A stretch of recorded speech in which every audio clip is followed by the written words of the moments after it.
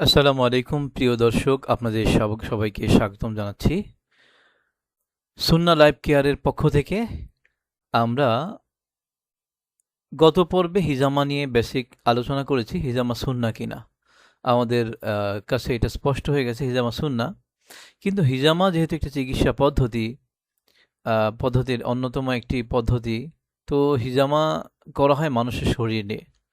তো মানুষের শরীরে যখন হিজামা করা হবে, তো একজন হিজামা থেরাপিস্ট তাকে অবশ্যই এই শরীরটাকে ভালোভাবে জানতে হবে। শুধু হিজামা থেরাপিস্ট হিসেবেই নয়, মেডিকেল সায়েন্সের সাথে যেভাবে আমরা জড়িত আছি প্রত্যেকের জন্য, বিশেষ করে যারা মেডিকেল টেকনোলজিতে ডিপ্লোমা বা এই প্যারামেডিক্স বা এই জাতীয় কোর্সগুলো করেন, তাদের জন্যও এটা অত্যন্ত গুরুত্বপূর্ণ। সর্বোপরি একজন মানুষ হিসেবে আমার দেহটা কিভাবে চলছে, এই দেহে কি আছে, স্রষ্টা কি বানিয়েছে, এটা জানাও আমার একটা অধিকারের মধ্যেই পড়ে। তো আমরা কথা বাড়াবো না। মানবদেহের মধ্যে ১২টি প্রধান তন্ত্র বা ১২টি প্রধান সিস্টেম রয়েছে। মানবদেহের চমৎকার ও জটিল এই গঠন প্রণালী এবং কাজের সহজ ও সংক্ষিপ্ত একটি গাইড আমাদের এই শিক্ষা ও স্বাস্থ্য সিরিজে আমরা আলোচনা করব। চলুন আমরা একে একে শুরু করি। আমাদের উদ্দেশ্য হলো যে সত্যকে সঠিকভাবে জানা, সহজে জানা। ১ নাম্বার সিস্টেমটা হলো রক্ত সংবহন তন্ত্র বা সার্কুলেটরি সিস্টেম। সার্কুলেটরি সিস্টেম অর্থাৎ আমাদের পুরো শরীরে রক্তের একটা সার্কেল বা একটা রক্ত পরিবহন হয়। রক্ত কেন পরিবহন হয়, কিভাবে হয়, এটা নিয়ে বিস্তারিত আমরা আলোচনা করব। তো এর সাথে আমরা কিছু মৌলিক বিষয় জেনে নেই। প্রধান যে অঙ্গটি আমাদের এই রক্ত পরিবহনে হেল্প করে তা হলো হৃৎপিণ্ড, যাকে আমরা হার্ট বলি। হৃৎপিণ্ড এই রক্ত পরিবহনের জন্য প্রয়োজন হয় রক্তনালী। রক্তনালীর মধ্যে আছে ধমনী, শিরা, কৌশিক, নালিকা, পর্যায়ক্রমে এগুলো আলোচনা করবে। এবং রক্ত, যেহেতু রক্ত নিয়ে কাজ করে, মূল কাজ হলো কোষে কোষে অক্সিজেন ও পুষ্টি উপাদান পৌঁছানো। বুঝতে হবে, এখান থেকে এই পয়েন্টগুলো মনে রাখবেন। আমাদের শরীরে যে কোষগুলো আছে, কোষে কোষে কি করে, অক্সিজেন এবং পুষ্টি উপাদান পৌঁছানো এবং ক্ষতিকর বর্জ্য অপসারণ করা। অর্থাৎ আমাদের শরীরে প্রায় ৩০ থেকে ৩৭ বা ৪০ ট্রিলিয়ন, ১ ট্রিলিয়ন সমান হলো ১,০০,০০০ কোটি কোষ আছে। এক একটা কোষের আবার প্রাণ আছে। এগুলোর আবার খাদ্যের প্রয়োজন হয়। আমরা যে খাবারটা খাই, ব্লাড থেকে যে খাবারটা পাই, এই খাবারটা ভেঙে আহ, প্রয়োজনীয় উপাদান তৈরি হয়। সেখানে প্রোটিন এবং বিভিন্ন পুষ্টিকর যে অক্সিজেন মিশ্রিত, এটা আমাদের শরীরের প্রত্যেকটা কোষের কাছে পৌঁছে যায়। আর এই পৌঁছানোর জন্য গুরুত্বপূর্ণ ভূমিকা পালন করে আমাদের হৃৎপিণ্ড বা হার্ট। তো হার্টের মাধ্যমেই আমাদের সার্কুলেশন সিস্টেমের যে সাইকেলটা, অর্থাৎ পরিবহনটা, এই রক্তটাকে সব জায়গায় পৌঁছানোর কাজটা করা হয়। এবং এই পাম্পের মাধ্যমে শুধু রক্ত দেওয়া হয় এরকম না, রক্ত যায় এবং রক্ত ফিরে আসে। তো আমাদের শরীরের কোন নালী দিয়ে যায় এবং কোন নালী ফিরে আসে, আমরা এটা নিয়ে কথা বলছি একটু পরেই। তো এইখান থেকে ফিরে আসার সময় কি করে, ক্ষতিকর বর্জ্য অপসারণ করে রক্তে। আর আমরা যে এই অক্সিজেন মিশ্রিত বিশুদ্ধ বাতাস এবং খাদ্য উপাদান সহ কোষের কাছে যায়, কোষগুলো খাবার গ্রহণ করে। এক একটা কোষ ১০ সেকেন্ড পর পর খাবার গ্রহণ করে। আমরা তো খাবার খাই দিনে ৩ বার ৫ বার বা যার সামর্থ্য অনুযায়ী আরও ২-৪ বার হয়তো আমরা হালকা বিভিন্ন নাস্তা এর সাথে করি। এটা আমাদের পাকস্থলীতে ভাঙার পরে যে খাদ্যটা তৈরি হয়, এটা কিন্তু মিনিটে ৭০ থেকে ৭২ বার, এবং গড়ে প্রায় কোনো কোনো বাচ্চাদের ক্ষেত্রে অনেক বেশি। তো সেই ক্ষেত্রে অ্যাভারেজ ৭০-৭৫ বার আমাদের শরীরে এটা পৌঁছে যাচ্ছে প্রত্যেকটা কোষের কাছে। এটা মিনিটে কিন্তু ৭০-৭২ বার, তার পার সেকেন্ডে যদি আমরা একবার ধরি, তার চেয়ে বেশি পড়তেছে। সো আমাদের কোষগুলো ওখান থেকে ৮-১০ বারের গ্যাপে একবার করে খাবার গ্রহণ করতেছে। খাবার তো সে এইটা বার্ন হয়ে যাচ্ছে, আমাদের কোষ খাবারটাকে ব্যবহার করতেছে। এবং খাবার ব্যবহার করে খাবারের যে বর্জ্য বা আমরা যেরকম খাবার খেয়ে মল মূত্র ত্যাগ করি, কোষগুলো এরকম দূষিত কিছু উপাদান ত্যাগ করে। এগুলো কিডনির মাধ্যমে সেকে প্রস্রাব হয়ে যায়, এবং আরও লিভার, আরও যে আমাদের প্যাঙ্কিয়াস বা বিভিন্ন অর্গানগুলো আছে, তার মাধ্যমে এর অনেক উপাদানগুলো কি হয়, আমাদের লার্জ ইন্টেস্টাইন, স্মল ইন্টেস্টাইন, অর্থাৎ আমাদের ক্ষুদ্রান্ত বৃহদান্তর মধ্যেও অনেক প্রসেস হয়ে অনেক উপাদান যা শরীরে থাকার থেকে বাকিটা আমাদের মলমূত্র হয়ে বের হয়ে যায়। তো এই যে উপাদানটা, এইটাকে সঠিকভাবে মানে ফিরিয়ে নিয়ে আসা জায়গা মতো, এই কাজটা কে করে? রক্ত করে। এই মানে রক্তের মাধ্যমে হার্টের পাম্পিংয়ের মাধ্যমে এই কাজটা হয়।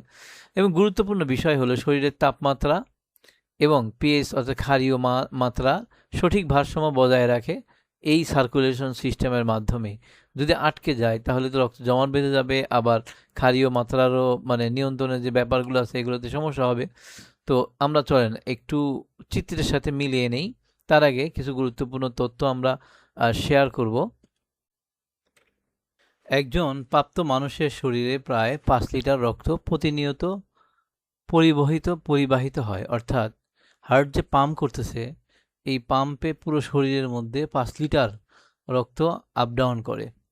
হার্ট প্রতি মিনিটে 60 থেকে 100 বার, গড়ে প্রায় 70 থেকে 75 বার কি করে হার্ট পাম্পিং করতেছে। প্রতি ঘন্টায় প্রায় 4200 থেকে 4500 বার পাম্পিং করতেছে এবং প্রতিদিন প্রায় 1 লক্ষ বার এই স্পন্দনটা হচ্ছে।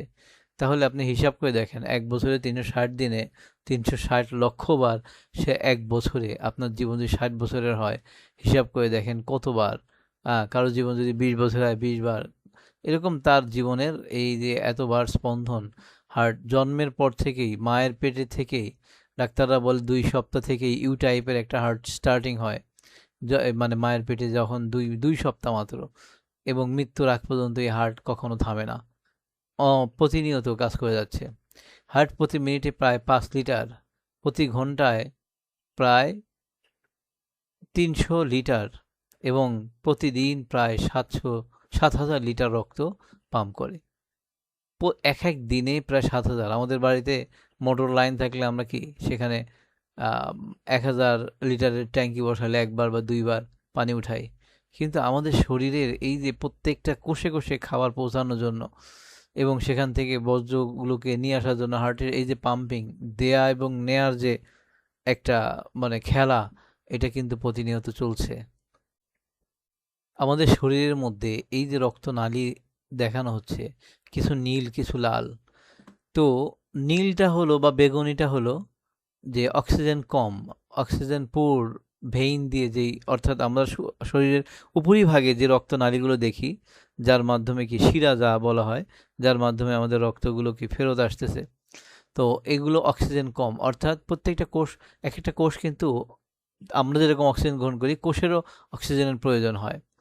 এবং একটা অক্সিজেন অণু মানে 8 বছর পর্যন্ত মানুষের শরীরে লাইভ থাকতে পারে, অর্থাৎ সেটাকে ব্যবহার উপযুক্ত থেকে যেতে পারে।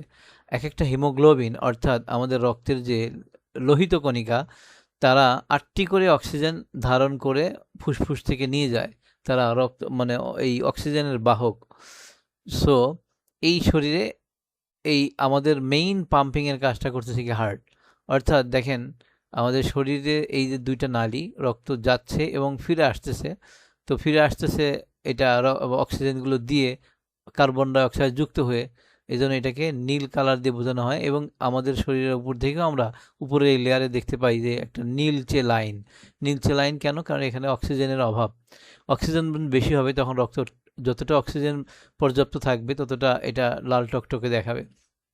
তো এই যে 1 নাম্বার দেখেন, ফ্রম বডি থেকে আসতেছে এই চেম্বার, এটা হলো হার্ট, মাঝখান দিয়ে কেটে আপনাকে দেখানো হচ্ছে। সো এখান দিয়ে এই একটা রুমের মধ্যে ঢোকে, এইটা একটা ভাল্ব, এখান থেকে রক্ত ঢুকবে কিন্তু বের হবে না। তো এখান থেকে আবার এইদিকে পাম্প যখন করে চেপে যায় সরে, তখন তো রক্ত ঢুকলো, যখন চলে যায় 2 নম্বর কি থ্রো রাইট সাইড টু হার্টের বা এটা ডান পাশ থেকে 3 নম্বর লাইন অর্থাৎ কি লাংস, অর্থাৎ আমাদের ফুসফুসে যাচ্ছে। এই যে ফুসফুস একদম হার্টের 2 পাশে বসানো, এবং এর মধ্যেই ফুসফুসের মাঝখানে কিন্তু আসলে হার্টটা বসানো, বাম সাইডে একটু বেশি। সো বুকের মাঝ বরাবর আমাদের যে হার্টটা, তো এখান থেকে এই ফুসফুসে চলে যায়। ফুসফুসের কাজটা কি? ফুসফুস একটা মানে কার্বন ডাই অক্সাইডগুলোকে আলাদা করে বের করে দিচ্ছে এবং অক্সিজেন যেটা আমরা গ্রহণ করতেছি এটাকে আবার রক্তের সাথে মিশিয়ে দিচ্ছে। তো রক্তের সাথে মেশার কারণে অক্সিজেন যুক্ত হয়ে অক্সিজেন রিচ ব্লাড, যেটা আর্টারি বা আমাদের শরীরের ডিপ গভীরে যে রক্তনালী আছে, যেটা আসলে আমরা যেটা দিয়ে ডাক্তাররা পালস পরীক্ষা করে, তো সেখান দিয়ে কি করে আবার এই হার্টের মধ্যে চলে আসে। এই 4 নাম্বার লাইন লাংস থেকে এই পাইপ দিয়ে এই ঘরের মধ্যে চলে আসতেছে। এবং বা এটা হলো হার্টের বাম পাশ, এখান থেকে আবার কি করতেছে, এটা বডিতে ফিরে যাচ্ছে, বডিতে ফিরে যাচ্ছে, এই যে এখান থেকে এই ভাল্ব দিয়ে বের হয়ে, এটা চেক ভাল্ব বা গেট ভাল্ব, বের হয়ে আবার পুরো বডিতে চলে যাচ্ছে। এই প্রক্রিয়া কিন্তু চলতেছে মিনিটে 70 থেকে 75 বার। এই প্রক্রিয়া রক্ত দিচ্ছে নিচ্ছে।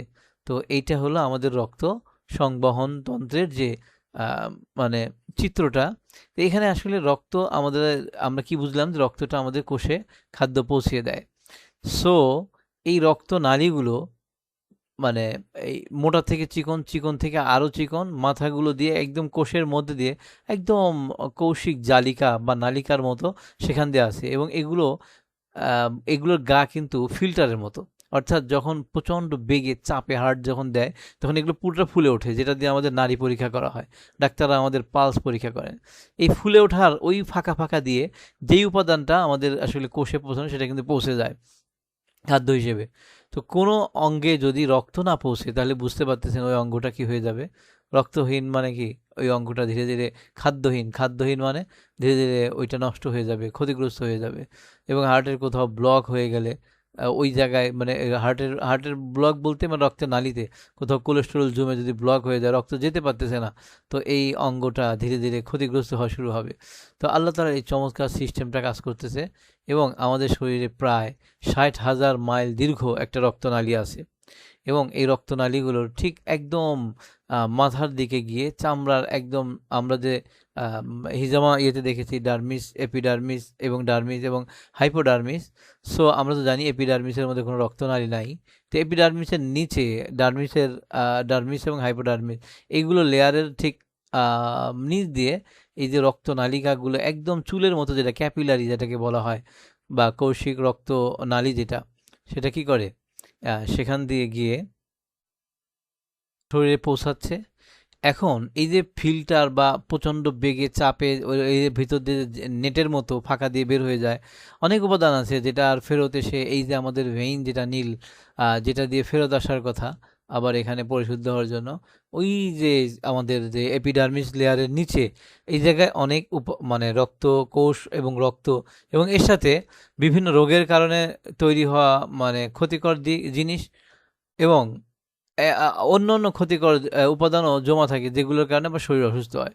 তো হিজামা যখন করা হয়, তখন কিন্তু ডিরেক্ট এই নালী থেকে রক্ত টান দেওয়া হয় না, টান দেওয়া হয় হলো সেই চামড়ার উপরের লেয়ার থেকে, যেই লেয়ারটা আসলে কাটলে নর্মালি রক্ত বের হয় না। যখন এটাকে প্রেশারে চাপ দেওয়া হয়, তখন তার ভিতরে যে জালিকা বা তার ভিতরে যে কোষগুলোর ফাঁকা দিয়ে যেইটুকু বের হতে পারে, সেটা হলো ক্ষতিকর কোষগুলো বের হয়ে আসে রক্তের, এবং ক্ষতিকর যে উপাদানগুলো আছে রক্তের সাথে, সেগুলো বের হয়ে আসে, যার মাধ্যমে এবং একটা পর্যায়ে গিয়ে কিন্তু ওখান থেকে তরল স্বচ্ছ পানি বের হয়। কেন?